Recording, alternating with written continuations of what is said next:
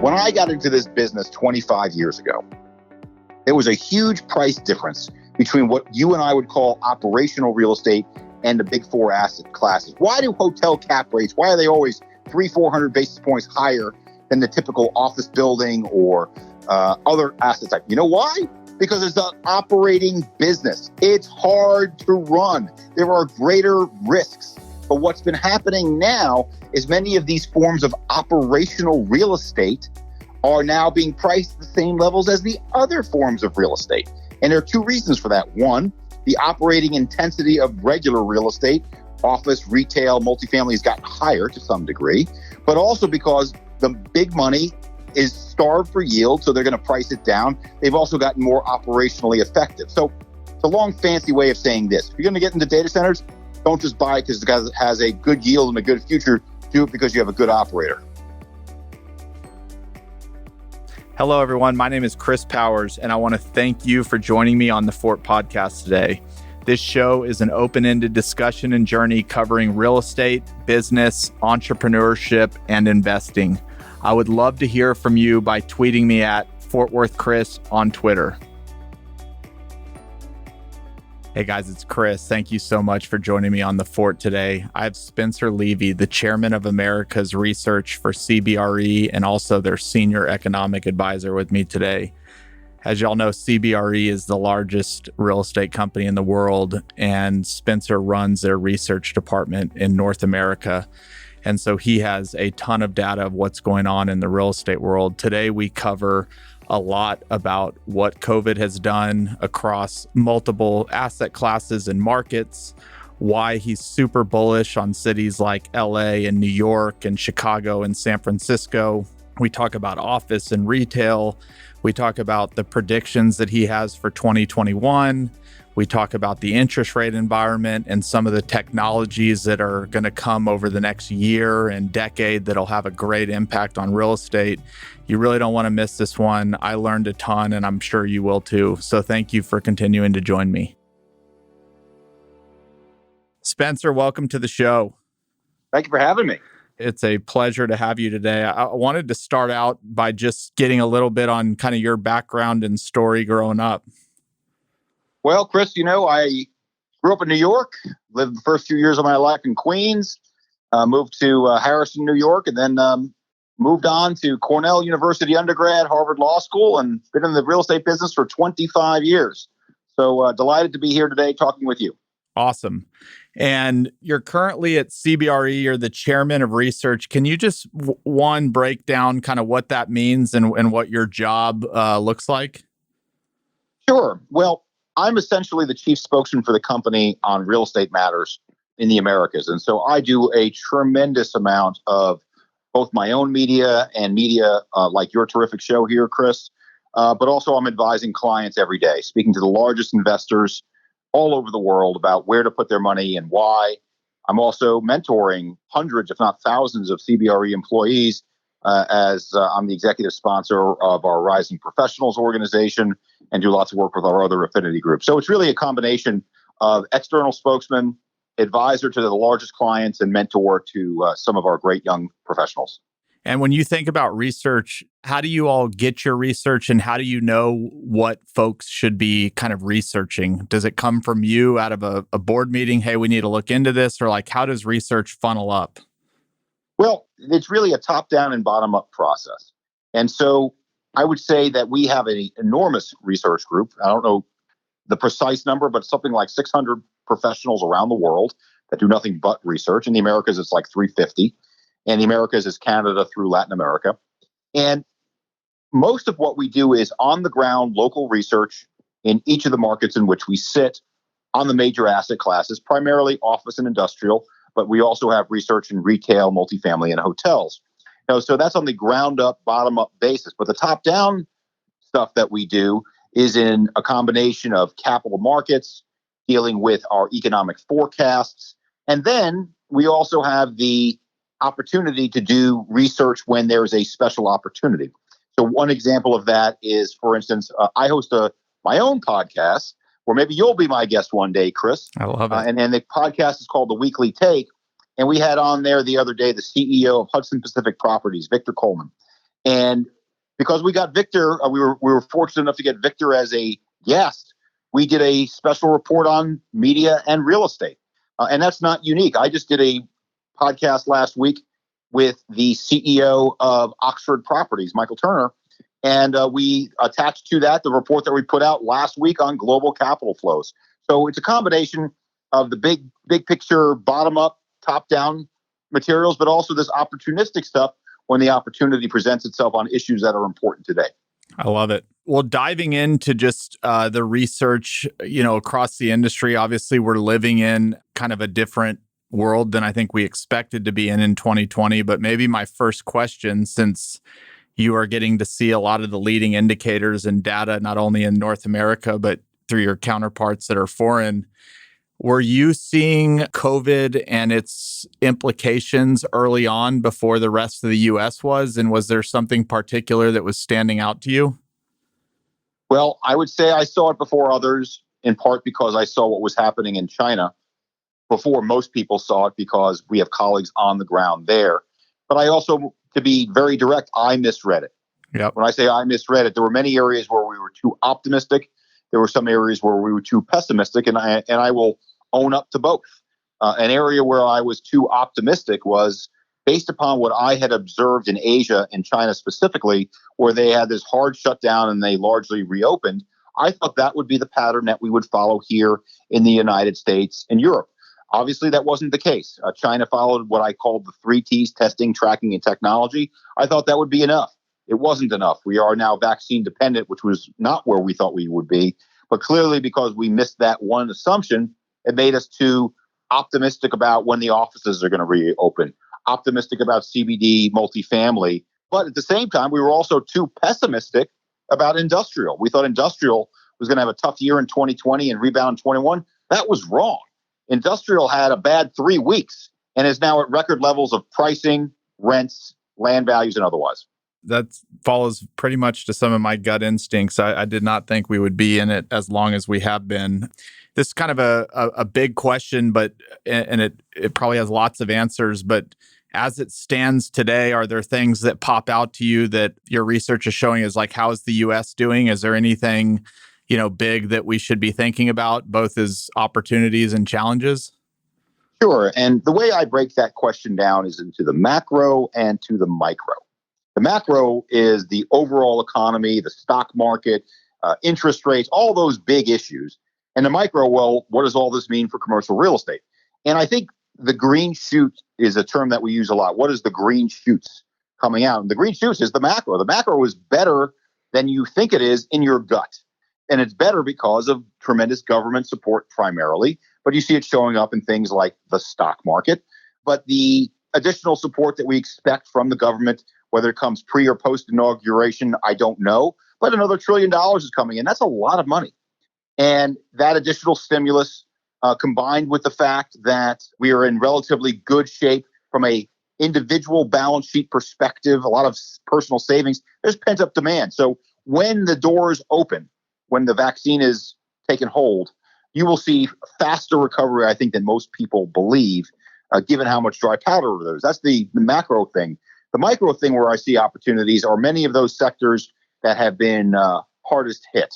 Now, let me just say for a moment that I am not Nostradamus, but it did not take Nostradamus to say that the CBD big city REITs in office and multifamily were tremendously oversold. And then the vaccine came up and they popped by like 35% in a day, right? I think the same thing about senior housing, student housing, and some of these other sectors that are unfairly being beaten up, because I think their future prospects are extremely bright once we get past this pandemic, much like I believe about CBD office and multifamily. Is that kind of fall under the, people have short memories? As soon as a vaccine's out, a lot of these things that people are writing off are going to snap back to the way we traditionally think about them? Well, I talk about it not necessarily in short memories, but I talk about it in the memories of one of my favorite songs from the early 1980s from a band called Asia. And the song was called Heat of the Moment. And the song by the band Asia, The Heat of the Moment, basically says when you're in the heat of the moment, you make bad decisions. And I think right now you're seeing that in a lot of ways, one of which is the oversold nature of senior and student housing. The other is in some of the surveys that we're seeing come back that say, oh, people are never going to go back to the office, or office usage is going to fall down a ton. And a lot of the announcements from the CEOs are also being made in the heat of the moment. So I think people are in this bunker mentality, is probably not a incorrect way to put it at the moment, and are saying and thinking these things. I don't think they're lying. I think they're just looking at through the prism that's going to change once the vaccine is in place.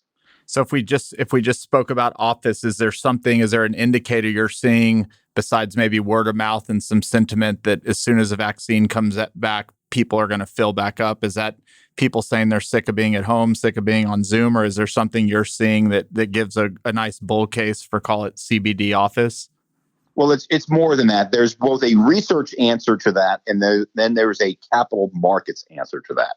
So the research answer to that is that we've been studying usage of office space forever, but really in the last 10 years, we've known that office use is a want, not a need in most instances, right?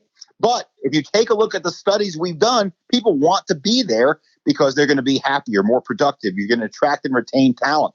And there's a terrific study that came out in 2015 by Stanford University, which said work from home works from a efficiency and cost saving standpoint, but it does not work from all these other factors: productivity, learning the soft skills you need to communicate, getting promoted. All those things are lost in the work from home, or certainly diminished in that environment. So we knew that, and that's the research perspective on why we're very confident the office will come back strong before you start talking about how sick people are of being at home, no matter how much they love their families.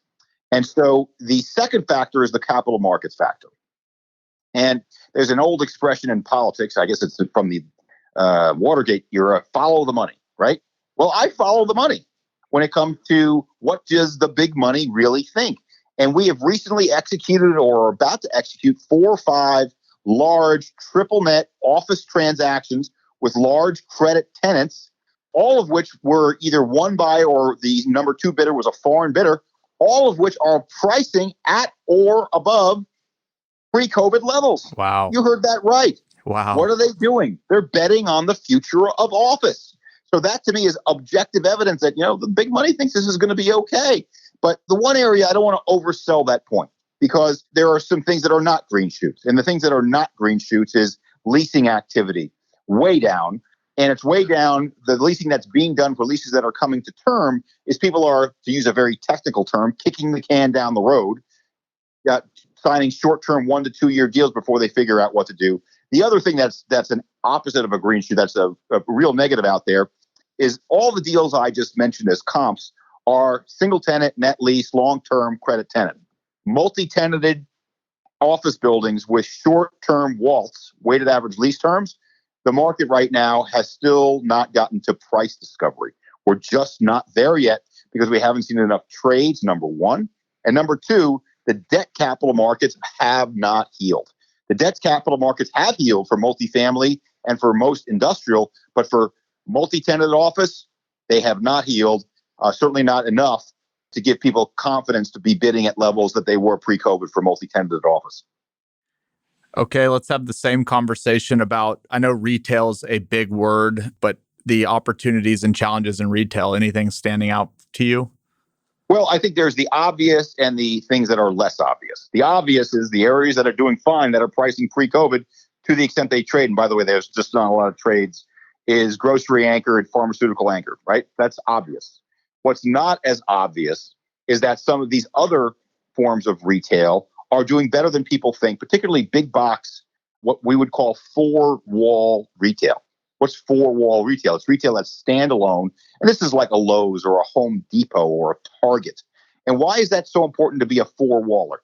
2 reasons. One's capital markets. One is logistics related. From a capital markets perspective, most of those deals are triple net. And so the security of those deals is great. And as a matter of fact, not to advertise my podcast, which one day, Chris, I said I might get you as a guest on. I want to be on it. You betcha. So what we had on my podcast a couple of weeks ago, Joey Agree, the CEO of Agree Realty, and he had a record amount of acquisitions of retail. You heard that right, in the third quarter. Wow. About $400 million worth of product for his REIT. But it's all this 4-waller stuff. And so it's the 4-waller stuff because of the great lease structure that allows you to buy it. And that may be the future of retail. And I think something like 60 or 70% of retail is in this triple net structure. Now, but there's also a logistics reason for it. And this is what's really important, is that the future of retail is this hybrid structure of having the ability to be both a traditional retail bricks and mortar store where you buy stuff in the store, to also have distribution capabilities and maybe services capabilities. And a great example of that is Best Buy. It's got all three. Is Best Buy a electronics store? Is it electronics distributor? Is it a service? It's all of the above. Service provider, it's all of the above.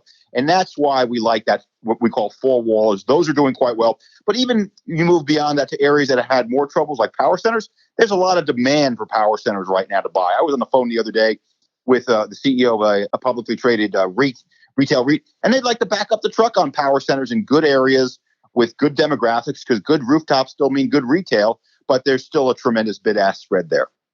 And as it relates to like the regional mall, I mean, that's been a conversation since way before COVID that it's all but gone. Is there any hope for a regional mall, or are these going to be totally transformed into other uses as we look forward? Well, where there's capital and there's opportunity, there's always hope. And retail and real estate is a resilient industry, and we're seeing many of these regional malls transformed in a couple of ways. One is some of them are being scraped and being turned into pure industrial distribution. Another is a hybrid model where you might see a Costco or large hybrid store like I'm talking about taking that space. The third is the conversion into more of a live, work, play environment. I'll give you one example there. So one of our offices, one of CBRE's offices, is in Carlsbad, California, right outside San Diego. We recently, maybe about 2 years ago now, moved our offices from a nice suburban office building across the street to the second floor of an old Westfield open air mall. Now, I don't have to tell you that being on the second floor of an open air mall is not exactly prime retail real estate. But you know what it is? It's fantastic office real estate.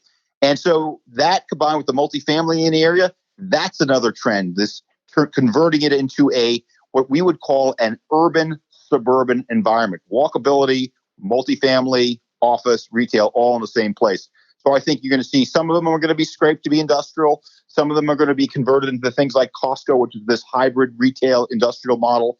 And then the third is this live workplace. So there's a lot of hope for retail. I think that it's also oversold, but it's going to take longer because right now there's a lot of institutions that have redlined it, are just not buying the retail asset class. And when you talk about, from my perspective, and you see a whole different world through your lens and your research, but when everybody in March and April, there's going to be all this distress, and we're here in November, and most people are saying like we still haven't seen it.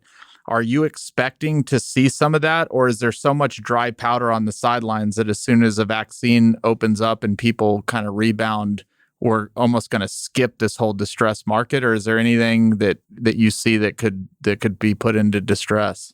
Well, this is about the timeliest question as I've gotten, because I was on the phone yesterday with one of my terrific professionals in my organization who leads our loan sale group, and we asked that precise question. This guy's on the front lines.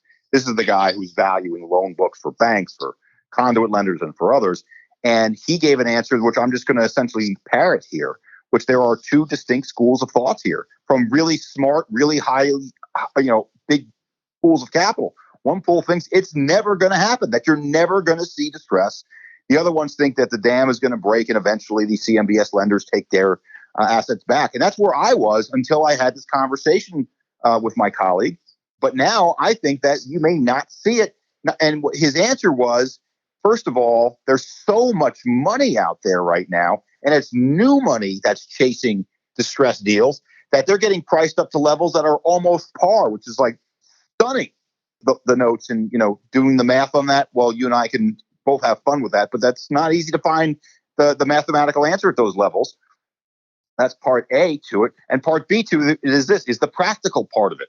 If you are a lender, even a conduit lender that has every legal right under the sun, and most of these CMBS lenders do, to take your asset back in foreclosure, good luck when you're in front of the bankruptcy judge. Just good luck, because you are going to get the most unsympathetic ear imaginable from that person, at least through the end of 2021. After that, I'm sure things are going to loosen up a bit in terms of the ability to foreclose, take asset backs. And many assets have already been taken back because some of these assets, particularly the distressed hotel space, that is an operationally intensive, expensive asset. And many borrowers just don't want them right now. And by the way, the lenders don't want them either because they got to pay those carry costs. And then maybe as it looks from a distress standpoint, pivoting the question to, if you read headlines, and it's not just headlines, I think it's really happening, but you talk about cities like New York City and LA and San Francisco, and there's this mass exodus of people moving out, and they're going to move to different cities and they're never going back. What does your research tell you on, will these cities bounce right back? Has there actually been a permanent shift in how people look at these cities? Like, what's your answer to that? My answer is very simple. And it's going to be three words, maybe it's four words.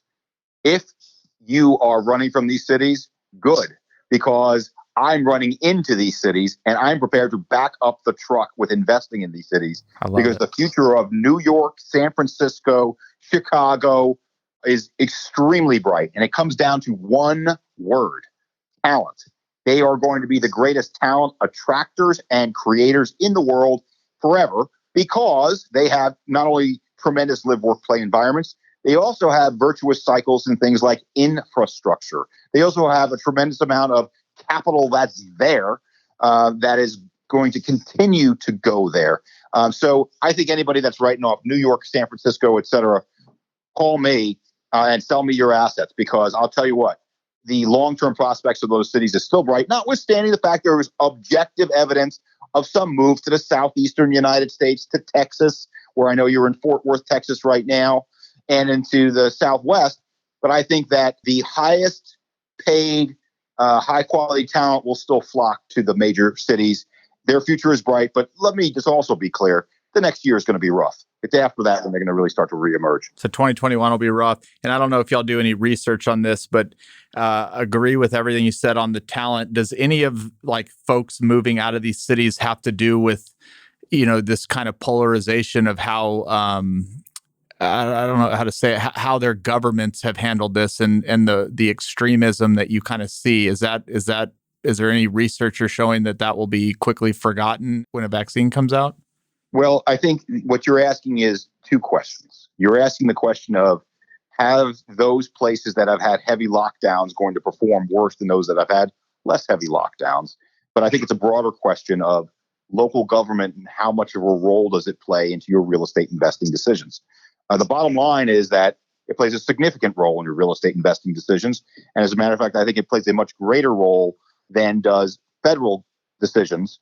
Because local governments control local property taxes. Right. They control rent control regulations. They control other regulations that can really materially and adversely damage your assets on a dime if the law changes. So, yes, look, there was a terrific study that came out by Arizona State University last year, maybe a year and a half ago now, which was called the Ease of Doing Business Study. And it ranked every city in America on who is the easiest to do business.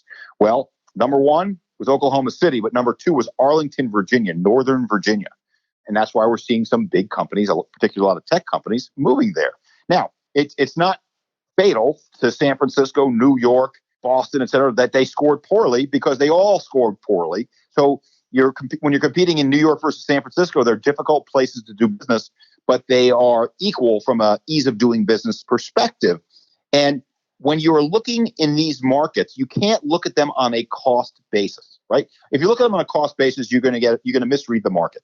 What you have to look at them is on one of my favorite words is productivity basis. Where are you going to find your most productive employees? It's those markets.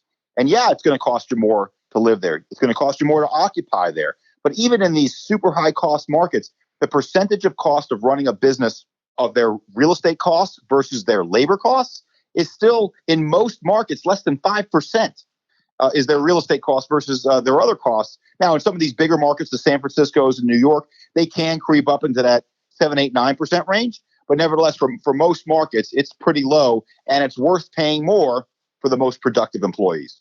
I love it. I'm going to use that as a segue into when I first saw you speak last year in LA.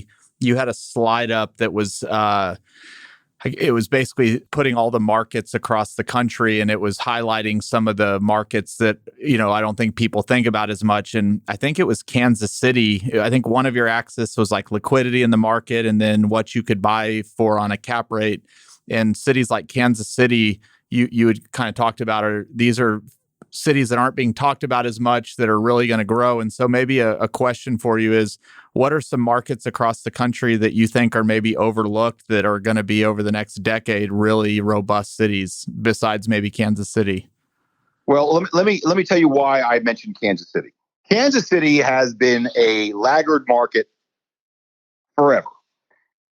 But why am I now bullish on Kansas City? Okay, well, it's very objective. They're putting $3 billion into their airport. Kansas City has the worst airport in America. And I say that with love to my friends with Kansas City, because I've said that in Kansas City and they agree with me. When you put that kind of money into major infrastructure like that, and by the way, Nashville is doing the same thing, also putting billions of dollars into their airport, you're going to change the game. Because in order to create big league commerce, and big league commerce are international investors coming to your market, they need to get there on a direct flight. And even domestic investors need to get there on a direct flight. If you have a lousy airport, you're going to be left behind for a long, long time. So that was a major driver, but that's before you start taking a look at some of the tremendous redevelopment they've done in Kansas City in the Power and Light District. They just put in a light rail there. But it's those same basic factors that drive me to other markets when they put in major investments in infrastructure. But Kansas City also has University of Kansas right across the border. So it's talent drivers as well. And yeah, look, even though I'm saying you ignore cost when you talk about San Francisco and New York, cost is a factor. But it is a factor that will drive some people to the Kansas Cities of the world. But the other markets that you would point to would be places like Fort Worth, Texas, where you're sitting right now, Dallas, Austin, Texas. But those are markets that are known, that are going to be good. But other markets, I'm bullish on most of the Southeast, Raleigh. I love Orlando. I love Tampa. And in fact, I see opportunity right now in Orlando that's just terrific, because Orlando is going to be hurting bad for at least another year because of the loss of tourism. Well, if you can find a way to get into that market at a reduced basis, the future of Orlando is bright. Let's talk just a little bit about technology. And y'all did a great study on kind of what it looks like through 2030. But is there a technology or technologies over the next decade that will be transformational that come to mind? Well, I was on the phone, and actually I spoke with Michael Turner, the CEO of Oxford, about this on my podcast last week. And I talked about the algorithms that they use to be able to underwrite real estate, underwrite value, underwrite the future value. And I was probably flattered him a little bit too much when I said, I think your models are 95% accurate. And he said, well, they're not quite that accurate. Well, what's going to happen is, from a financial point of view, the models are going to become that accurate. They are going to become better predictors of future value. That is the unseen technological change that I think is going to have the single greatest impact on our business. I don't know that we'll ever get to the point where commercial real estate can and should or will be traded like single family homes. Like many people now have created algorithms to buy single family homes doing just that. But nevertheless, I think that will be the single biggest financial innovation that will come in the next decade. But beyond that, when you're talking about just the very property level, the other things will be things that will help you in transportation, whether it be self-driving cars or things that will not require you to have transportation, such as telemedicine. Telemedicine is important because it impacts the demand for senior housing. If people don't have to leave their homes, you don't have to move them into senior housing, and it would also impact demand for medical office. So a lot of these demographic trends point in one direction for greater demand for senior housing, medical office, et cetera, but these technological improvements will push in the other direction. Can we dive just a little deeper into self-driving cars, which was a big part of that 2030 presentation? Like, for listeners, what are the impacts of self-driving cars that maybe they just don't readily think about as it relates to real estate values?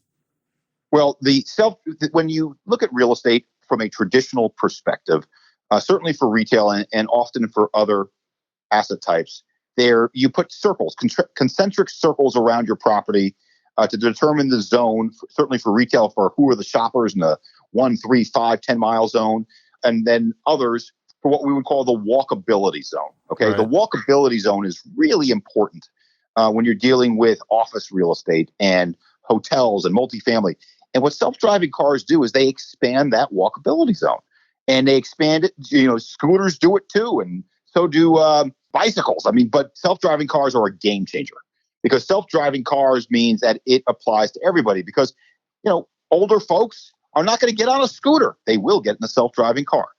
The bottom line is it expands the value of certain real estate that may be outside of that traditional walkability zone. But also, that's only intra-city. Then you deal with the inter-city stuff of where do you put your infrastructure money. I was bullish on Kansas City in part because they're light rail, but quite candidly, if self-driving cars come in faster than we think, maybe you should be putting your money into wider roads, because that's an area that certainly is cheaper to build than our railways and are more adaptable as technology changes. Do you have any data on what that does for like parking garages or these parking lots that are in downtowns? Does it make them obsolete, or are we gonna have to find a new way to reposition them? Well, just like a lot of things, I spoke recently with one of the largest parking owners in the world, and we had this conversation. And the bottom line is that parking lots are adaptable in a lot of ways, but there's some ways they're not. So one of the debates that developers have today is whether or not they build a traditional ramped floor parking garage, or do they do one with flat floors with exterior ramps and or elevators.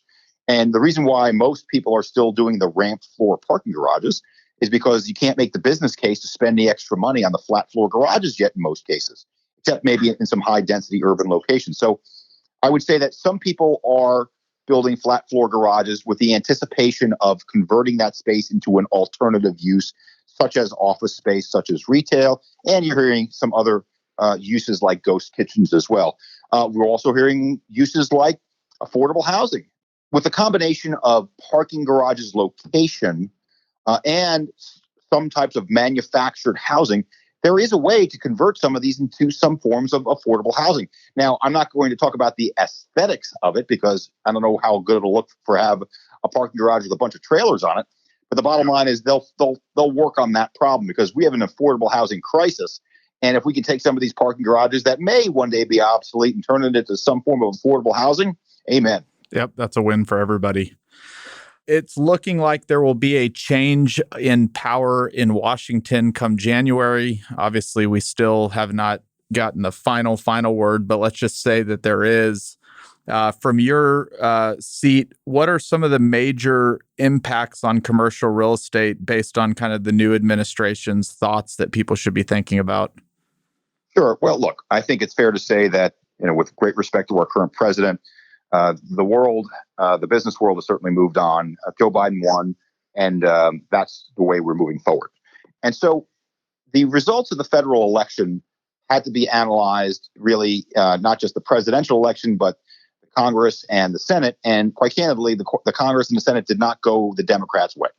Congress, they lost a bunch of seats, and the Senate, still a toss-up as whether or not they're going to take control of that. And so I had on my flash call a week or so ago a representative of the Real Estate Roundtable, and we analyzed this from a real estate perspective and say, well, what happens under either scenario, under the scenario where the Democrats take control of the Senate and the one that they do not?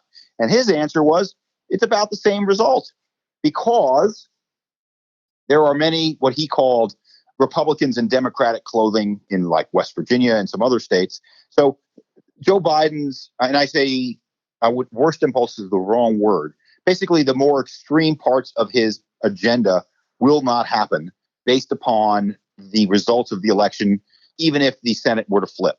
And that means we'll maintain the 1031 exchange. That means the carried interest will not be taxed as ordinary income. That means some of his regulatory impulses will be kept largely in check. That's what that income taxes will largely be kept in check. Now, I say in check doesn't mean you aren't going to see some changes, but the more extreme worst case scenarios from a business perspective are less likely to happen given the outcome of the federal election. Got it. If you had to make a prediction, I know we don't know what tomorrow brings, but are we going to be in a low rate environment for quite a while? I've been on record and I've written pieces on this where I said not only are interest rates going to be lower for longer, they're going to be lower forever. And it's because of inflation being lower forever. And why is inflation going to be lower forever? Which means if inflation is low, it means that the Fed won't be raising rates at the low end of the curve. That's what the implication is. And why is inflation going to be low forever? Well, because we have mega trends, including but not limited to an aging demographic, too much cheap money, too much cheap energy, too much cheap labor, which depress prices.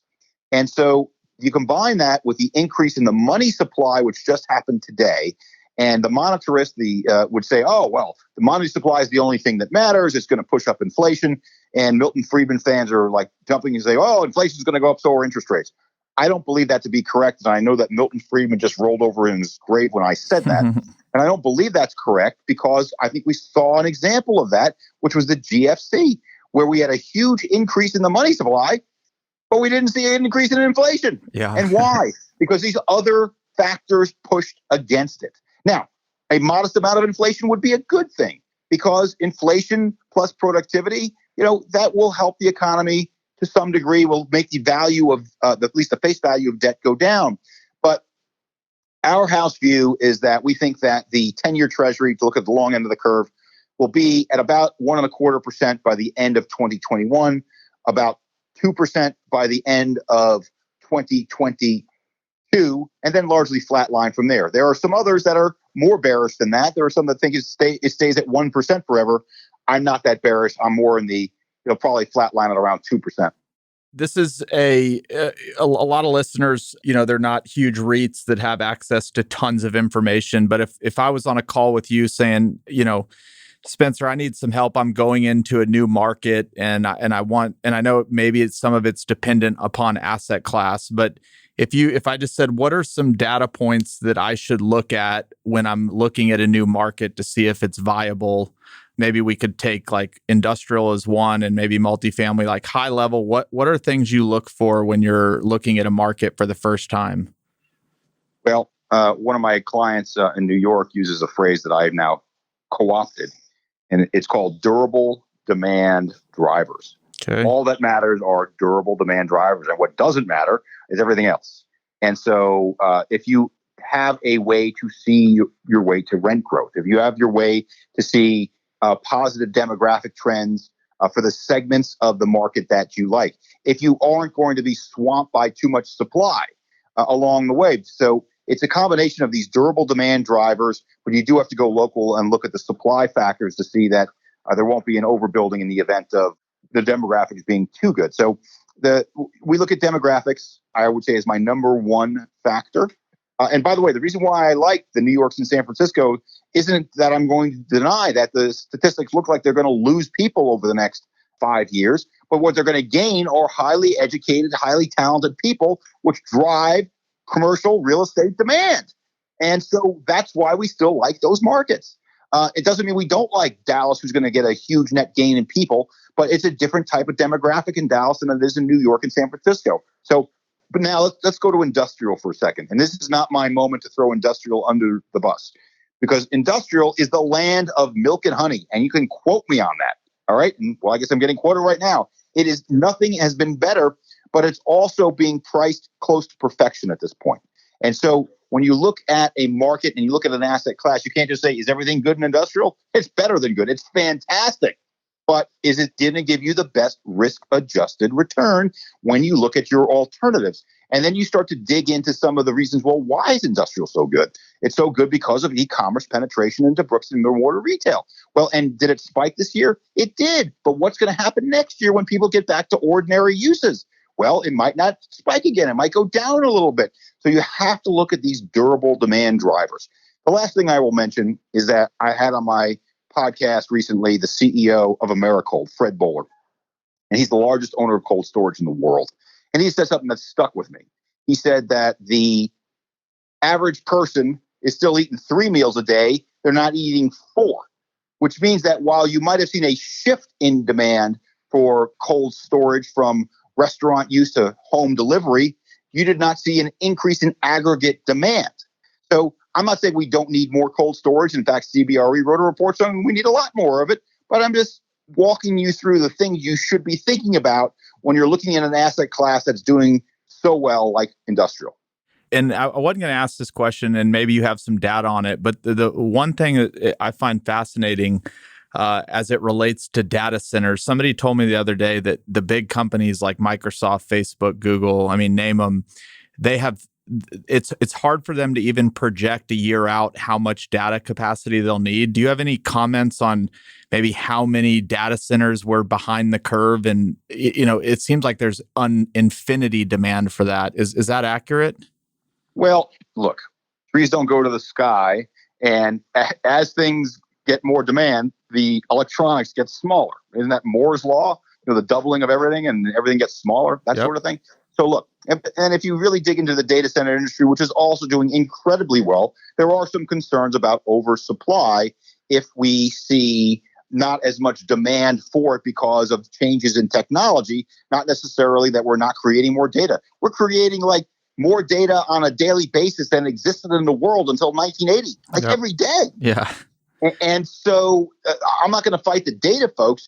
What I am going to point to, though, is the CBRE data center report that we came out with about 2 months ago.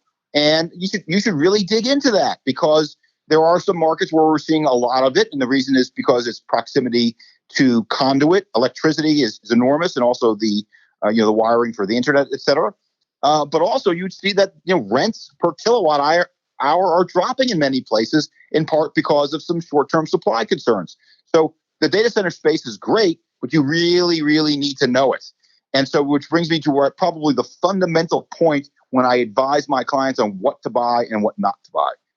When I got into this business 25 years ago, there was a huge price difference between what you and I would call operational real estate and the big four asset classes. Why do hotel cap rates, why are they always 300-400 basis points higher than the typical office building or other asset type? You know why?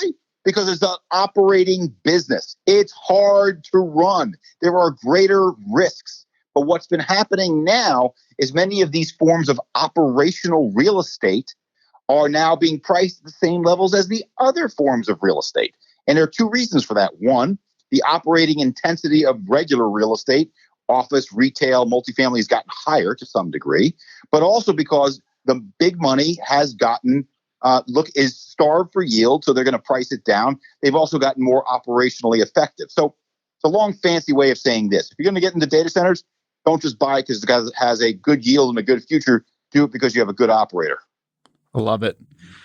In the 2030 outlook, you guys have a title at the beginning, and I think you call it the age of responsive real estate. What does responsive real estate mean? It goes right back to operate. If I had renamed that report, the age of operational real estate, because when I was in this business 25 years ago, I used to consider good real estate like a box of bonds. That's all it really was. Not all it really was, but it was primarily what drove its values. That you had long-term stable leases that allowed you to get a higher multiple on a real estate investment than you would on an operating business investment. Why? Stability of cash flows, right? Now what's happening is that stability of cash flow premise behind the value of real estate is changing. It's changing in a variety of ways. It's changing by, number one, shorter term leases. Number two, the rise of flex space of all types, including office flex space, including other forms of flex within multifamily. The bottom line is this, is that the stability of cash flows in real estate today is not as stable as it once was, and you have to be more operationally intensive to get that value. And so going back to our 2030 report, the age of responsive real estate is you need to understand your real estate better today than you ever have before, including some of these mega trends that we had in that report, including self-driving cars, including the rise of Asia. And the future, our number one investment idea was multifamily. All of the hotelization was in that report. Bottom line is real estate is getting more operationally intensive, which I think is a synonym for more responsive. All right, my final question on industry. And when we do our annual podcast, we can just keep doing this every year and ask this one question. But what are your predictions for 2021? We can keep it broad. What are things that come to mind? What will be great? What will not be so great? What are things that people aren't thinking about as we head into the new year? I do not predict pain in most places. In fact, I see the pain going away after this really dark period we're going to have over the next couple of months as the disease rate raises its ugly head. I think after this period, we're going to see a slow and steady improvement from the capital markets perspective first. And we're already seeing the capital markets healing. And then the second one, from a fundamental perspective, where we'll see that materially improve, starting probably in July when people get back in the office and we'll see leasing volume go up. I think 2021 is going to be a very good year, slowly steady improving in the first half and improving materially in the second half of the year. One thing COVID gave me, which I never had, was a morning routine. Do you have a morning routine, or do you just get up and go? Is coffee a morning routine? That can be a morning routine. The one thing I've done, I think, every single day through this pandemic is I've gone to Dunkin' Donuts every single day. I love it. First thing in the morning, never close. I guess it's an essential business. And by the way, damn right, it's an essential business for me. And then, then I get down to work. I mean, my days have been incredibly busy when it comes to Zoom calls and speaking with investors and speaking with clients and speaking with my colleagues. The bottom line is that I've never been busier professionally than I am right now, but I never wanted to get back on the road more because, it's a grind when you're on these Zoom calls every day. There's something called Zoom fatigue. And, my eyesight's getting worse. My family's sick of me and my cooking. So, you know what? A little more balance would be better. I love it. What's the best advice you've ever received? CBRE has a slogan, and our slogan is RISE, respect, integrity, service, excellence. Well, I guess the two pieces of advice, they both came from my father. One is that integrity is everything. Never, ever, ever lie. Never, ever, ever treat somebody wrong. And that is the best advice I ever got. The second best piece of advice, maybe it's equal to it, also came from my dad, which is the R, which is respect. And my definition of respect to my dad's was a little unusual, but I try to follow it to the letter of the law. My definition of respect is you treat everybody you meet, and I mean everybody, exactly the same. And if you can live, I try to live by that code. Some places are more hierarchical than others. I try my best not to do that. In fact, if I ever go out of my way, I try to treat people that are just coming up better than the senior people. And you've got to treat people with respect. And to me, my definition of respect is treating everybody the same. I love it. Is there a book that comes to mind that's had an impact on you? I read a lot of books. I also teach public speaking. So sometimes I recommend books on public speaking about how to be a better communicator. But I would say to you that there's no one book that has shaped me. I think what has shaped me is that I'm a lifelong, constant learner. And as a lifelong, constant learner, I read everything and try to know what the current opinions are on both sides. But here's the thing. I read both sides. Somebody asked me the question the other day, what do you read every day? I say everything. So like if you speak to like Warren Buffett or you speak to Jamie Dimon, they say they spend their first 2-3 hours of the day just reading. I wouldn't say I spend 2 to 3 hours a day reading in the first thing in the morning, but it's at least an hour and a half every day. And I read stuff that comes from the Wall Street Journal on one side. I read the New York Times on the other. And then I read the Financial Times, which is another, it's a great paper. And then, of course, I read the New York Post because I need to know what some of the tabloids are saying, too. Yeah. So I try to get every perspective out there, and then I form my own opinion. And that is absolutely essential to me, is to maintain my independence of thought. What is the best way for people to either reach you or get to, or through CBRE, see all the research and everything that you're putting out? How can people find out? CBRE.com. And if you want to look up The Weekly Take, which is my podcast, it's just look CBRE, The Weekly Take. You'll find it immediately. We're very easy to find. Our research is very accessible. Spencer, thank you so much for taking time today. This was fascinating. Well, thank you for the opportunity. Next time in Fort Worth. When you're looking for a small guy on the podcast, call me. Oh, you rock. Thanks, Chris. Well done. Thanks, Spencer. Bye. Bye.